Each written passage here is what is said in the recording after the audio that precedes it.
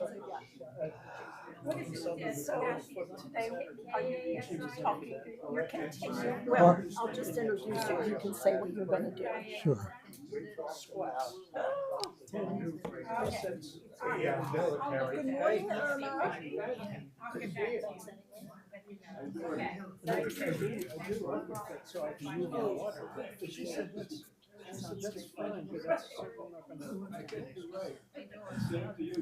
So good morning, everyone. It's just about 11 o'clock and I think we'll start our village college today. So Paul will continue on Classroom 4. class 4, but he'll wrap up a little bit on 3 Yes. on tribalism and politics and political identity. So will you all please either turn off your cell phones or silence them? Thanks. So Paul, the floor is yours. Thank you. Well, thank you all for coming. And in channeling my inner Trump, I'd like to report that this is probably the largest class ever in Cathedral Village.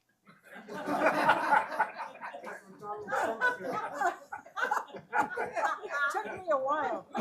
Sorry. Yes. And I'm not thanking you because I expect it. Well, as ever, I can never finish a class in an hour. So we're going to continue class 3 today, which is supposed to be devoted to class 4. And hopefully we'll get to class 4 before we're done. I want to talk about something that occurred to me needing explanation. Where does partisanship and polarization come from? All right, I'll let that sink in for a second. The answer you might have is because there are different beliefs of different factions. That's the word that James Madison used in writing the Constitution. Factions. Well, it's really more than just beliefs. I want to talk about ideology. I want to define ideology for you. You may know what it is, but here's the definition that, once again, channeling Mr. Trump, is the only and best definition ever. First of all, and I was thinking of writing it on the board, but there's no board to write on, so I'll just have to say it to you. Ideology is a paradigm that uses old and new ideas jointly, and it's made up of beliefs. What is it you believe to be true? Ideals and values. How deeply do you believe? How much do you cherish your ideas, believing that they are eternal, permanent, universal, whatever those ideas are, or your ideals? That's what ideology is. It's a mixture of all of those things.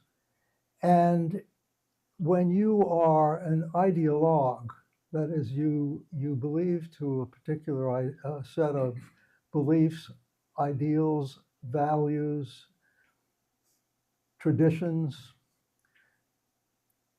it's hard to dissuade you from that. It's like asking a devoted Roman Catholic, to become a Presbyterian. You just don't do that. It doesn't work. When you are devoted to an ideal that you cannot compromise your values. the values are so important, meaning that this is, let's say you are a Republican and you've grown up in a Republican community, and your parents have been Republican, and your grandparents, and your neighbors, and your church, and your newspaper, and everything that you value is formed on the basis of what Edmund Burke, who first enunciated what we call today conservative values, believed. And conservatism has long followed Burke's beliefs. It's called Burkean today. Can you tell that person not to believe? Can you tell that person to change? Pardon? You can, but they're not going to listen to They're not going to do it. No, it is very difficult. There are exceptions. People have converted from one ideology to another, but ideology in general, as I've just described it, is what constitutes what we summarize and simplify as calling beliefs. The beliefs of Democrats and the beliefs of Republicans, and the beliefs of Green Parties, and the beliefs of communists, and the beliefs of any ideologically dictated kind of political party. Okay, that's all I want to say about that, but I hope that's clear, that you have a much better idea of why partisanship exists. Because when people have these disparate beliefs, you're not going to change them. And what we then have is loggerheads, people butting their heads because they have different ideologies. Does anybody want to comment before I go on? Yes. Just a second. Wait, hold on. Wait for the mic.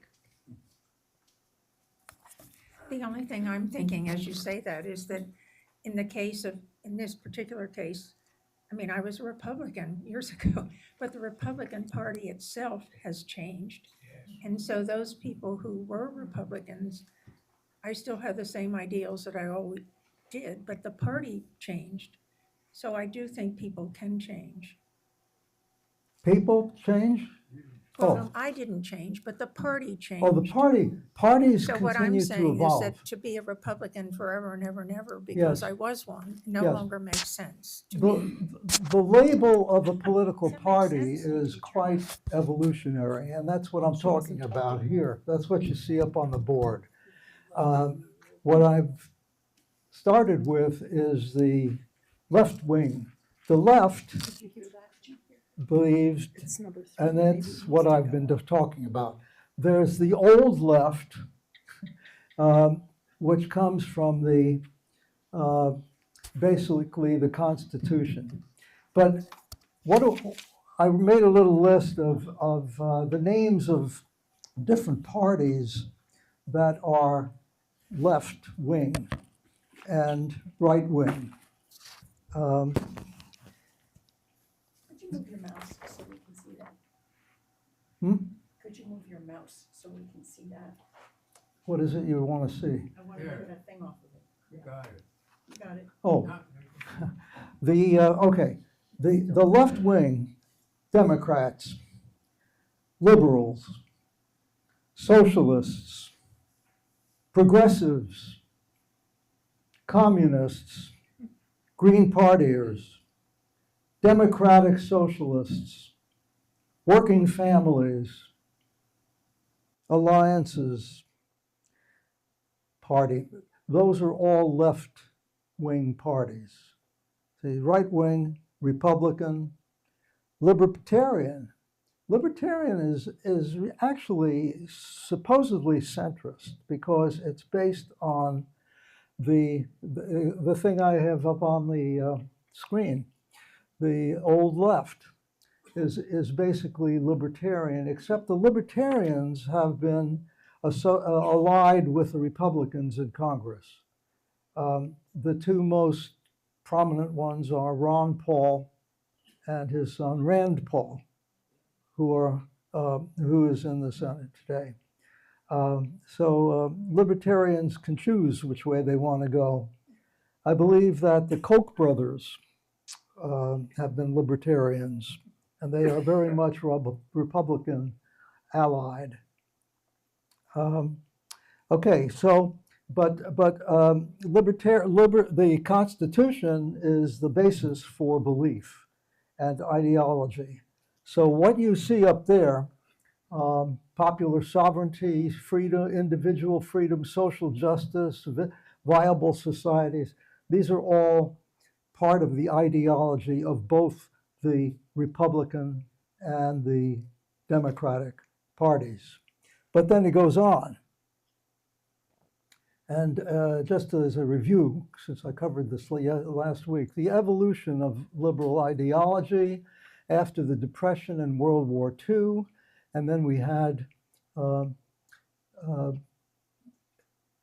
wider human rights applied to blacks, women, Native Americans, immigrants, farmers, factory workers, unions. We stopped being isolated from the world and neutral, which is what was the case in America before World War II. Civil rights and feminism came along.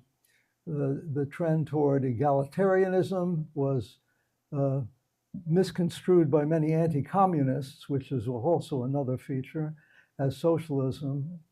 And that was the liberal ideology. The New Left, after the war or during the war in Vietnam, created further distrust in authority and capitalism, radicalizing the left.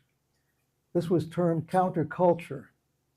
It led to estrangement of many younger Americans along with political conflict, like the Chicago Seven, the Youth International Party, the Yippies, and many other things that were happening during the 1960s. College students led protests, and then we had the emergence of LGBTQ, focusing on lifestyle and identity politics, which, at any rate, there have been a lot of changes to the left.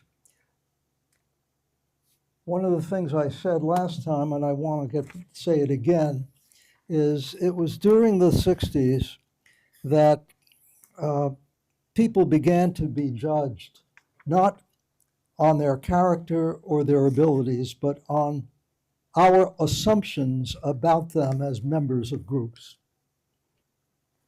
And I'm sure we'll come back to this, but if you're sitting in a board of governors, a board of trustees, a board of directors, whatever board you're sitting in, and you're a woman, and you're the only woman, will you be considered to be emblematic and representative of all womankind when the men around the table start asking you questions about policy and your take on it? Is this the take of women? You get what I'm saying? If you were a black sitting alone around that table, would you be representing all black people? The answer is yes, because that's what happens. That's what happened to Colin Powell as the leader of the military, that he was, whatever decision he made was considered to be representative of all black people. If you were a Jew sitting on a board, would you be asked questions about Israel or anti-Semitism or anything that would be interesting to the type of policy or program that they were considering? The answer is yes. So that's what I mean when I say that people are considered then to be representative of their group rather than individual in their beliefs and their viewpoints. Okay?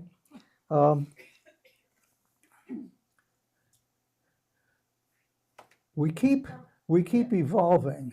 Well, Yes. I sort of want to say something because Yes. one of my jobs when I was like in my 20s, mid-20s, was with an urban renewal agency in Lancaster, the Lancaster Redevelopment Authority. And I was the only female on the staff at a professional level. There were secretaries and receptionists, but I was the only female with all of these men. And looking back on it, it was probably one of the best jobs I ever had. We worked hard, we played a lot, but I don't think, I mean, I was so young, but I don't think that when I expressed my opinion, they thought that I was representing all women or all, all females my age. But I don't know. Yes. But, I mean, it's Okay, thank you. interesting. Well, yes. I have a similar sort of question, I think, which is, do you remember Bowling Alone? Mm-hmm. Wasn't that in the 70s? But so I think that there is also a real sense that some of this tribalism or identity stuff is actually breaking down. I think that's part of what you're talking about, that things keep splintering, but splintering and splintering and splintering. So where do we go from there? Mm-hmm. Anyway, I just wanted to bring that up because I think the Yes. loss of tribal identity is a big loss. Yes, thank you. Has anybody here experienced, however, despite what Kathleen has experienced, what I've been discussing here or describing? In other words, being treated as a representative of your tribe, whether it's racial or occupational or gender. Yes, Betty Ann? I just want to say that if you're being treated that way, it's up to you to assert your individuality. It's not a given that it has to be, because sitting there and realizing and getting the signals that you're being treated as the group, you can assert yourself against it if you're brave. Yes, you can, except whatever you say can be treated as what they're expecting you to say as a member of a group. I mean, you can try to say whatever you want to, and you don't want to be considered that way, but you can't help what they think of you. It's beyond your control. Yes, Dallas.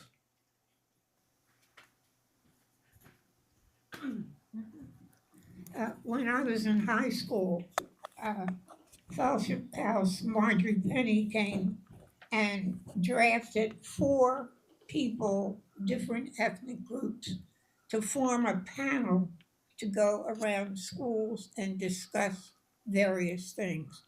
I was the African American. We had a Jewish student.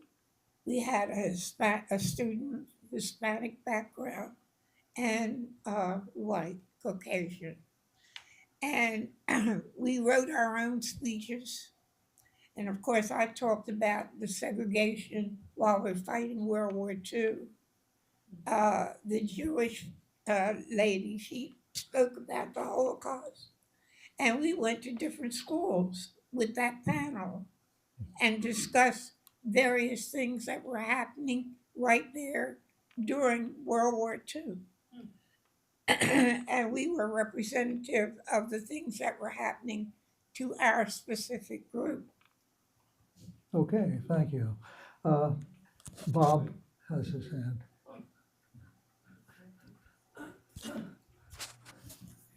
Yeah, I'm interested in this, Paul, because I've gone through this many times, being the sole person of color, the sole black person on boards and committees. When I became, we'd say, hep to it, I had to always recognize, even when I taught courses here, that we were not a monolithic organization, black people. So you put them at ease right away. The second part has to do with the hearer. Those who think you are representing everybody, it's the onus is on them more so than it is on you. Thank you. Yes, Joe. I think it also needs to be noted that this creates enormous stress for members of minority groups who are in a organization or system where they are perceived as being stereotypically representative of their group. This creates enormous stress, I think, particularly for African Americans who feel like now they have to behave in a certain way or else their whole group will be judged. Thank you. Well, thank you for validating what I've been saying. And Kathleen's experience, while different, I think is an exception. And as I said before, what I lecture about is generalization. And there will always be differences, slight exceptions, but the general trend and the reality tends to be more what I've been talking about. Hopefully, it's not always going to be that way, but it tends to be. Okay, I want to move on and talk about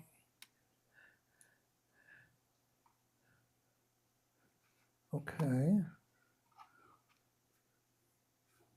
Oh, here. The right wing.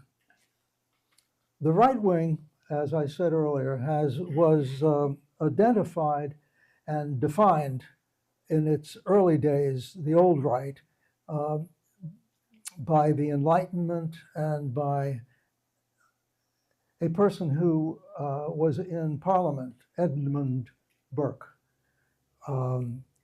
during the American Revolutionary War. And so he was an Irish parliamentarian who was a deep thinker and who defined conservatism. And here is the definition, basically. Throughout its history, the right has been a movement of reaction. Early conservatives were opposed to some ideas of the Enlightenment and classical liberalism, which began in Britain and continued in America, with conservatives opposing some parts of the Constitution. In general, conservatism has favored, and these are its ideas and values: cautious change rather than radical change. And that came through in such programs as Medicare, or even later the Affordable Care Act, which the Republicans have tried to repeal about 60 times. Preferring tradition to what they consider social engineering. So that's why conservatives are called conservative. They believe that tradition has withstood the test of time. And so when you introduce new programs where you become innovative and progressive, it leads to backlash, it leads to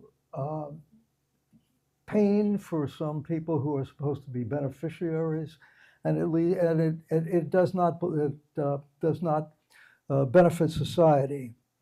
It believes that planned societies are coercive, detrimental to individual freedom. And as I said, they deny social engineering and say that, and they are not very optimistic about human nature, where liberals tend to be. Liberals tend to applaud reason and progress. Conservatives do not. They believe that the original sin has crept into everyone's soul, and that human nature is self-interested. It cannot be transformed. Authority has to be exercised to keep order. Now, if you wonder why conservatives are so focused on helping the military to be strong or police forces to be strong. This is why. Because they believe that authority is necessary to keep order. Conservatism values nationalism. Nativism, which is the antipathy to immigration or foreigners. The traditional family over female empowerment, and community over individualism. And you can see where those two are quite in conflict with democratic beliefs. Small government, low taxes, limited regulations are valued in order to maintain personal freedom and property rights. Conservatism believes that wars will never cease and supports a strong military. It prefers the sanctity of religious belief and practice. It is skeptical of environmentalism. And of course, it is pro-business. And environmentalism is not good for a lot of businesses. It sees globalization and transnational alliances as means to spread capitalism.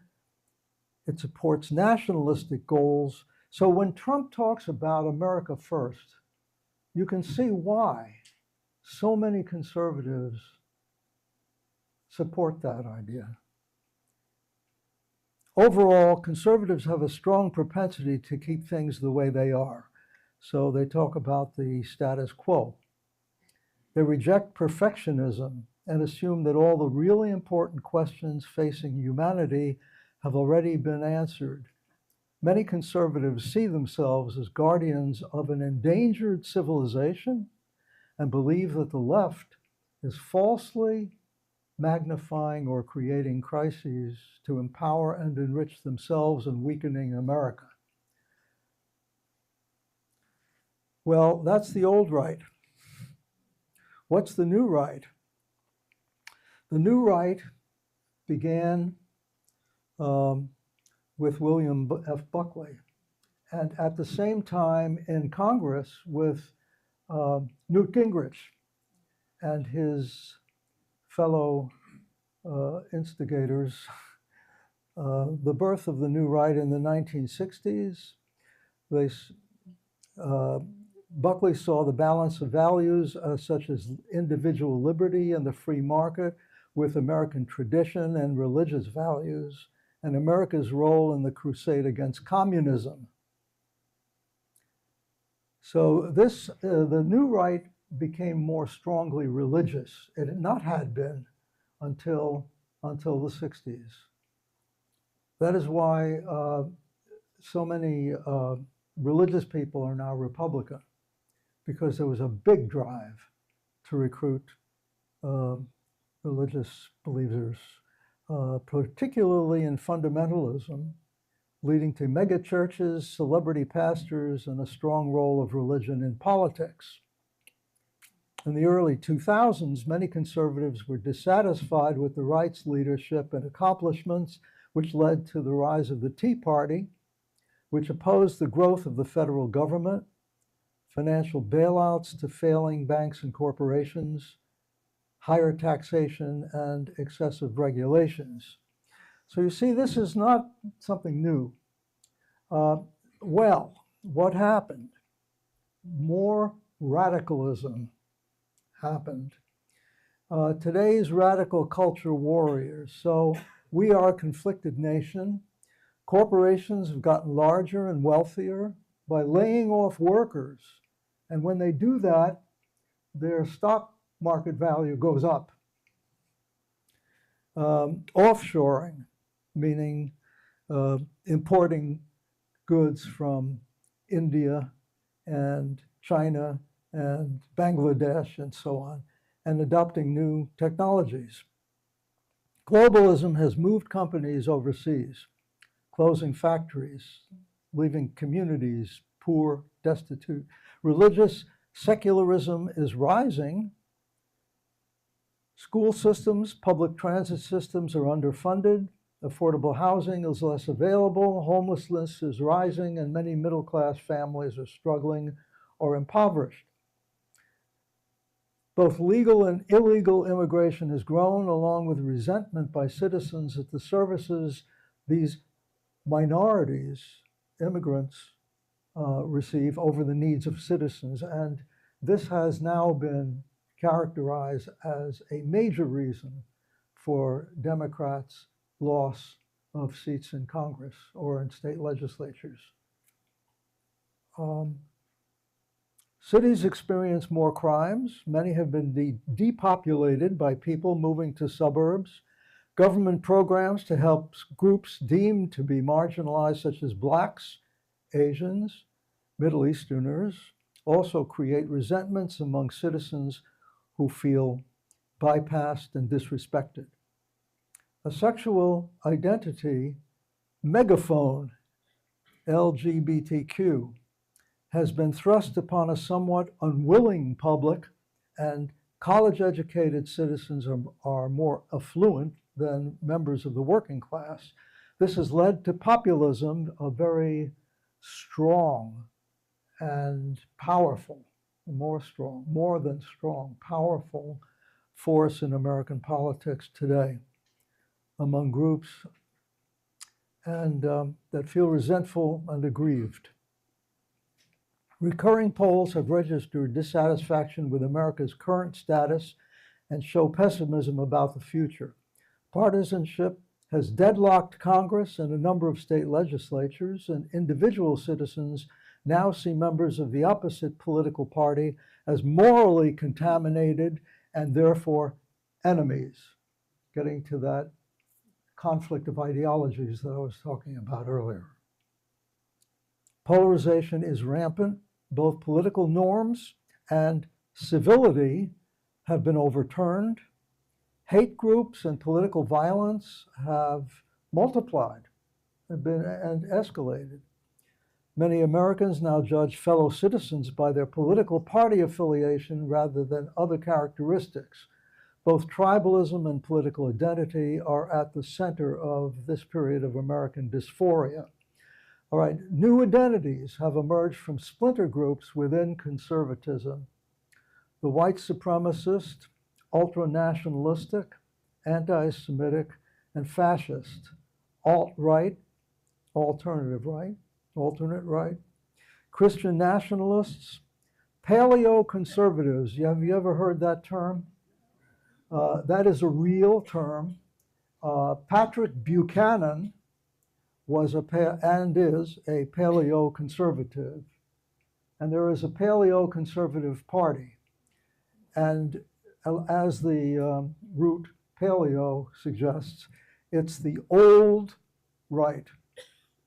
So Buchanan still fights for the values of the old right over the new right. Libertarians, as I mentioned in the Koch brothers and Pauls, the Freedom Caucus in Congress, and a variety of militia and hate groups. All right, so what I want to bring to you is something that you may not have seen before.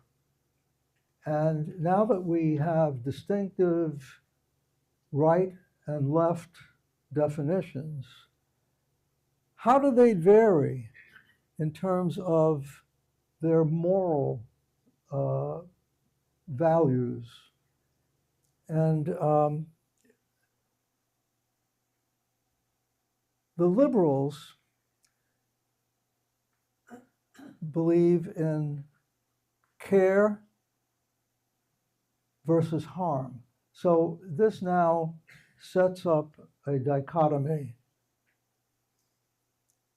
Caring and equality or liberty versus oppression are the two major priorities of Democrats and liberals. Would you disagree with that? Now, there are other things: fairness, loyalty, authority, and sanctity. Sanctity. We'll describe what these things are a little better. All right, the meanings. Care versus harm. Sensitivity to signs of suffering and need, despising cruelty. This is a very big democratic, progressive, liberal priority. Liberty versus oppression. Social justice, helping underdogs, victims, and powerless groups for equality versus domination. Now, what's interesting, I took this from Jonathan Haidt, who has done many research studies and taken a lot of polling results. And it's remarkable that there is consistently tremendous belief in these first two kinds of moral matrices among liberals. Yes. Just.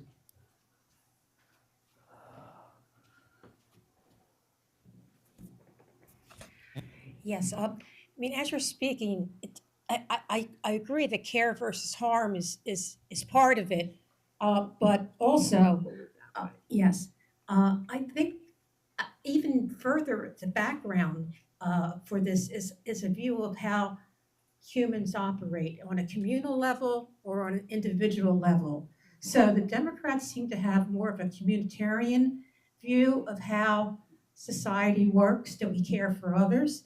And the other side is more individualistic. I think that seems to be a major demarcation in how these categories come about. Mm-hmm. Thank you. Okay, now looking at the yes, just a moment. Most good conservatives, Hold it. most good conservatives would claim the same thing. They would not say cruelty over caring. Yes, And they would not say oppression over. I'm getting to that. Thank you. All right. What is important to understand is if we look at 100%, there are 6 of these sets of dichotomies, and if we or is it just 5? I think. No, there's 1, 2, 3, 4, 5, 6. Like 80% of what Democrats believe ideologically is limited to those 2. And that's what's been polled. I have lots of polling results to demonstrate that. So that caring and equality and freedom are maybe a great majority of what the Democrats believe. Now, do Democrats not believe in fairness? Do they not believe in loyalty? Do they not believe in authority? Maybe 20%. Whereas, and this gets back to what Jim was just remarking on, the conservatives believe in all of them equally. Well, imagine what that's saying. What they're saying that conservatives value authority. They value police when Democrats are trying to defund police forces. Do you follow? They value police. They value that blue line. They support them strongly. Many of those conservatives want to become police people, police officers. And the same thing with the military. They value the military. They enlist in the military. And And you see, the difference is there's a disproportionate part of the Democratic ideology that reduces some of these more moral tenets, whereas on the right side, they want them, they support them, they value them equally. And so when it gets to elections, they certainly demonstrate to the voters that they are much more in favor of loyalty, authority, sanctity of tradition, sanctity of families, sanctity of religious belief, anti-pornography, which means anti-Madison Avenue advertising, which is soft porn, a great deal of it, or Hollywood movies, or whatever. Pro-education. Okay, so these, now you may disagree with me, but try not to disagree with the statistics. Okay, so that's it for class 3. And where are we? We got 19 minutes to hit on class 4. Okay, but I will open the floor for anybody to make a speech. Okay, sure. If you want to. Where's Alice? It's there on the chair. Recently, I read an article about how Indians, I'm talking about Asian Indians, not Native American Indians, how they are being harassed now because they're seen as being not only taking your job, but making more money than any group in the United States. And they are being harassed in many communities now. Mhm. Okay, thank you. How can you get further away? Can you give us some insight on why leaders in the conservative side of things might believe in these things but don't demonstrate them in their own choices? So just say the sanctity of family and marriage, completely absent in the leadership of the people that are running things right now. How does that work? Yes. Remember, these are moral matrices. Do politicians in general demonstrate high levels of morality? So, as a professor, Nancy, I am obliged not to answer your question with a question. Okay? Because radical, you know, the way the people on the right, the leaders on the right, going back to Gingrich and his disreputable army of disruptors in Congress, party became important over values of community or the nation. Did that not happen? The Republican Party became more important than anything else. And that's what led to a lot of disruption in government. But then you can't really accuse a lot of politicians of being morally consistent. But this is more of a population statistic, not a statistic of leadership, because the leaders who call themselves Republicans have been denigrated by other Republicans who are more traditional and more thoughtful and more consistent and value the Republican ideology, and they say they're pseudo Republicans or they're radical. Pardon? Yeah, they're rhinos, Republicans in name only. That they're not really Republicans. They're imposters. They're actors.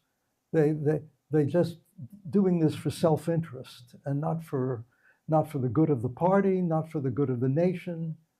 And that's where America is today. But getting back to these moral pillars, if you will, of the two contending parties, you can see why the Democrats, if Democrats have been ignoring in small communities, in rural areas, things that the Republicans who live there think are morally sacred, they're not going to vote Democratic. So really, this underlies a lot of our partisanship and our polarization. The notion that has been advanced by media personalities is that Democrats are destroying America. Well, that's a moral issue. You see, they're destroying our culture. So are we in a culture war? I'm asking you now. Not a rhetorical question. Are we in a culture war? And a lot of what underlies that culture war is what I've just been describing.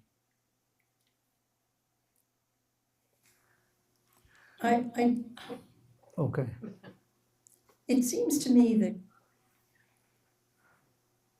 there is a basic human response to cruelty.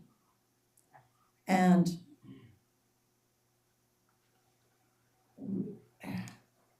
we're watching polls against Trump's polls plummet. The more cruelty that happens, the more the polls plummet, which means there's some meeting between these two polarized entities, that some of the people who are saying it's not okay to shoot innocent people, it's not okay to send a 5-year-old to Texas, et cetera, et cetera. We're seeing a lot of cruelty. So it feels like the Trump administration has fallen into its own trap in a funny way, and they're paying a political cost. So some of the liberal values of caring and fairness are coming into play with the Republican Party, with a small, 25% exception for people who probably all live in Appalachia. I'm sorry, that was not. Okay, thank you. Well, remember what I said. Republicans believe in all of these pillars or matrices, all of them. So there are decent people who believe more than Democrats do that you should be loyal, and there are traditions that are sacred, and that authority is important. But they're not going to discard their moral beliefs about fairness or caring. They're going to believe, but not to the degree that Democrats do that, to the exception of other kinds of morality as seen by these other folks. Do you see? And what I would like you to picture, I would draw a picture of it, but I don't have a board. So, well, the picture, I can draw it over here, but they won't see it over there. Picture the yin and the yang, the circle of the yin and the yang. Can you picture it? And can you picture how it's divided with a curved line, showing there's no clear demarcation? And can you picture that on each side there's a teeny little circle inside that side of the circle that is the opposite? In other words, if you have yin and yang, and one side is black and the other side is white. In the white half, there's going to be a black circle. And in the black half, there's going to be a white circle. Meaning that there isn't total difference. That this is the universe. It's made up of both parts. And you can't have one part to the exclusion of the other part. And that's what we're missing now. We're missing compromise. We're missing agreement. We're missing integration.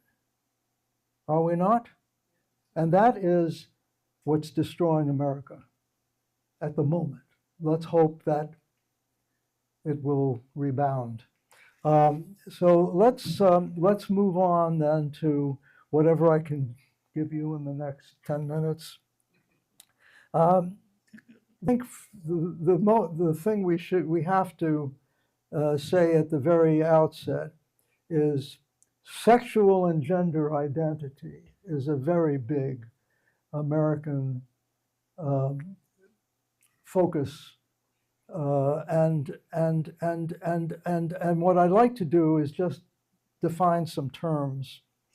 LGBTQ, IA+, it's got a lot of initials there. And and I'm not assuming you don't know, but maybe some people don't, so I'm going to describe what these stand for.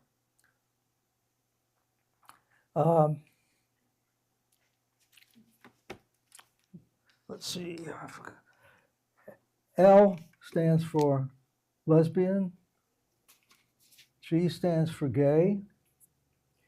B stands for binary. No? Bisexual.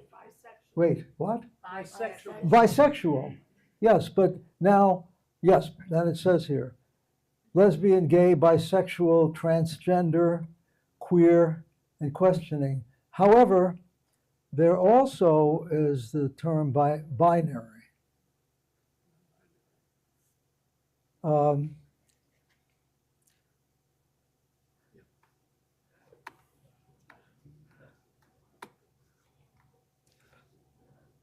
Somewhere in my definitions. All right, the point, let's get back to that. People who are transgender or non-binaries, binary being male or female. Okay, asexual, no sex. Aromantic, no romance. Intersex, people who have both sexes within them. And Q for either queer or questioning. And the reason I want to define this is so everybody has the same understanding.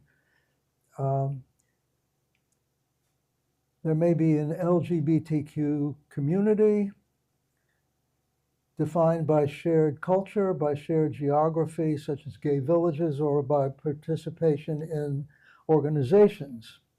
And there's social movements to help these folks with whatever they need. I think during the era of AIDS, that was very important because a lot of gay men were succumbing to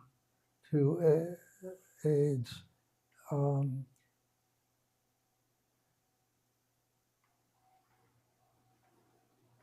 Activists and sociologists see community building as a counterweight to heterosexism, homophobia, biphobia, transphobia, and so on, and other conformist pressures that exist in the larger society. And not all LGBTQ people consider themselves part of that community. So if there's one on a board, that person shouldn't be the representative. Transgender, shortened to trans, has a gender identity different from that typically associated with the sex they were assigned at birth. That's called dysphoria. The opposite of transgender is cisgender, if you've seen that word but wondered what it meant, which describes persons whose gender identity matches their assigned sex. The legal status of transgender people varies by jurisdiction. Being transgender is distinct from sexual orientation, and transgender people may identify as heterosexual, or i.e. straight, homosexual, gay or lesbian, bisexual, asexual, or otherwise, or may decline to label their sexual orientation. Many transgender people experience transphobia, which is violence or discrimination against them in the workplace or in accessing accommodations and in healthcare. In many places, they're not legally protected from discrimination. Not good. Okay. Political scientists use the term gender gap to capture the differences between men and women in reference to both voting behavior, partisanship, policy preferences, and political ambitions. Today, women comprise slightly more than half of the voting age population of the United States, but have exceeded the vote share of men in every presidential election since 1980. Women vote more often and in greater proportion to their share in the population than men at every level of government. The gender gap is particularly pronounced within across communities defined by racial and ethnic identity. And this morning I was reading an article about women in religion. And it turns out more women than men are church-going. But since congregations are abandoning churches very rapidly, aware of that more and more people are leaving church congregations, well, women are more represented in church congregations, but they're also leaving and or going to suburbs or leaving congregations, meaning that men and women are now getting more evenly matched in congregations that have been dominated by women to a large extent. I'm going to stop here. Yes. I'd like to offer something about the transgender position. I have it in my family. I have a nephew who is gay, married, and his married husband had a sister. It's kind of complicated. Had a sister who was lesbian, and she was married to another woman. And during the course of their marriage, David's sister always thought she was male. And so trans about 7 years ago and became a man. They're both lawyers. They both work for the State Department. They have a daughter because they had the female partner, birthed a baby. And they were in Nepal for 3 years, and then they came back to America. Well, they first were in Mexico, and then they were in Thailand, and now they were in Nepal. Now they're in Indonesia. And when Austin, who was the trans person, he would give regular in-services to staff at the State Department about the position of trans and so forth. He was very well respected. And now they're in Indonesia and they just extended for a year because I think they feel safer in Indonesia than coming back to the States. So it's really quite complicated, but it works for them. And I said to my nephew when this was all happening, their daughter was 3 when Austin trans, and I said, well, what do you think Tabitha's going to think? You know, she has 2 mothers, and now she has a dad and a mother. And he said, oh, Annie Kate, I just think she's too young. She just knows there's 2 people that love her, and it's really not going to matter. And I think that is exactly how it's turned out. Well, that's a sad, yes, Very nice. that's a sad testimony about the United States. I have various articles, which I won't refer to, but about the battle against transgender people here in this country, and all of the rules and laws and obstacles that are put in their way. So this is part of our culture war. I want to talk more about culture war, but I've run out of time today. So is there anything else that anyone would like to say? Well, I'd like to comment, and I guess they're generalizations. It seems to me in our discussion that conservatives tend to be more individualistic, and liberals tend to be more collective or community oriented. And also, men tend to be more individualistic, and women tend to be more collective or community oriented. And the other thing I'd comment, it's always been interesting to me. I don't know what the percentage of transgender or non-binary people is. I think it's about 1 to 2%. And it always struck me that with that degree of minority, it's particularly in our education system, you know, for a while there, everybody had to define their pronouns. And I've heard commentary about it, it seemed to go overboard in making too much of a deal about that universally, considering how, what a minority group of people we were talking about. All right. Yes, Fran. Wait a second. Get a mic. Excuse me. I have a transgender grandchild, and I've been very struck by the fact that to that generation, well, he's now a college freshman, but growing up in Philadelphia in school, it didn't seem to make a big difference with his peers. That might not be true in Kansas, probably, Right. but I was struck by the fact that that generation, now college age, seemed to accept that difference much more easily than I'd just like that to we make do. a comment about both of your remarks. First of all, children are far more accepting.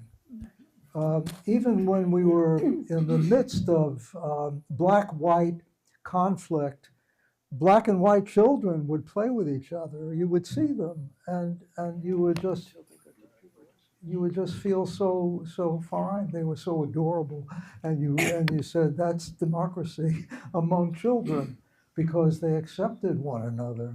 And there are more black-white marriages now among younger people. So it looks like that kind of cleavage is getting, fixed.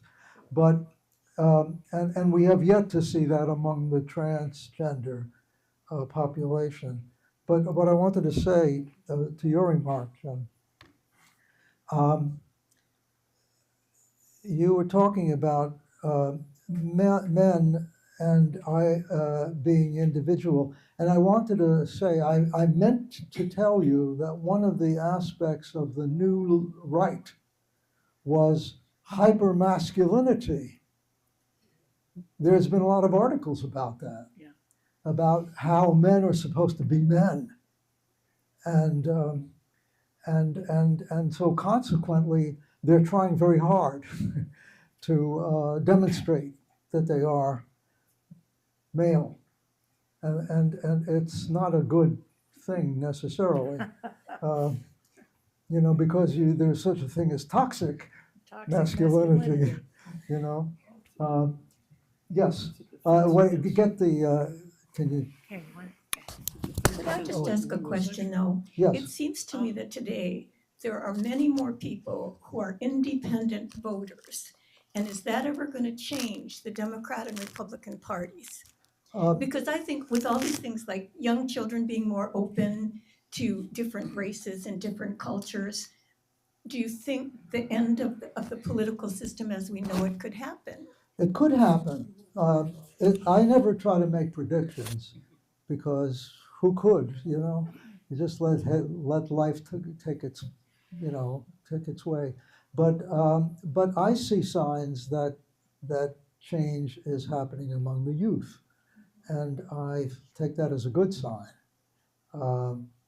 But let's see. I'm not answering your question exactly. What was?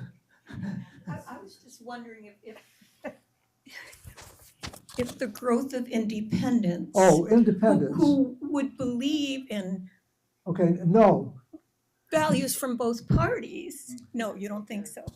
Well, what you need to know, if you don't, is that independents just don't like parties, but they're not changing from being Democrats or Republicans. Some are, but not all. In other words, what polls have been finding is that when they have polling results, sometimes they divide them into different categories. Democrats, left-leaning voters or Democrat-leaning voters, Republicans, Republican-leaning voters. They're out of the party, but they're not out of the ideology. And that is what's important. Okay, they don't like the party. They don't like the leaders. They don't like a lot of the baloney that the parties are spewing. So they don't want to be part of that, but they don't give up their ideology. As long as that happens, there's not going to be a meeting of the minds, really. But there was a whole bunch of Latino men, Black men that voted for Trump. And they're independent voters, and they're switching their allegiance. Yes, well, So I think that's what Marianne is talking but about. that's what we, right? right. But that's why we should not put people in the same box. In other words, why are Black voters considered to have to be Democratic? Why? Why do women have to believe in feminism? But you're We saying they shouldn't. can't shift. Pardon? It's unlikely that people shift their ideology. And I think that You suggested to us that it's unlikely that people can change their ideology. Not unknown, but But not. so what I'm saying to you is, Yes. isn't there some evidence that that is in fact happening? Sure. Okay, Oh, sure. but that's Marianne's point too, I think, that there really is an emerging block of independent voters. You know where they are on the yin and the yang circle? No, where are they in the yin and the They're yang in the circle? little circle inside the half. That's a different color. So Sue, you and I are in the They're in the little circle. They're the black circle within the big white half. I think we'll wrap it up for today. Come back next week. Well, I'll see you next week, I hope.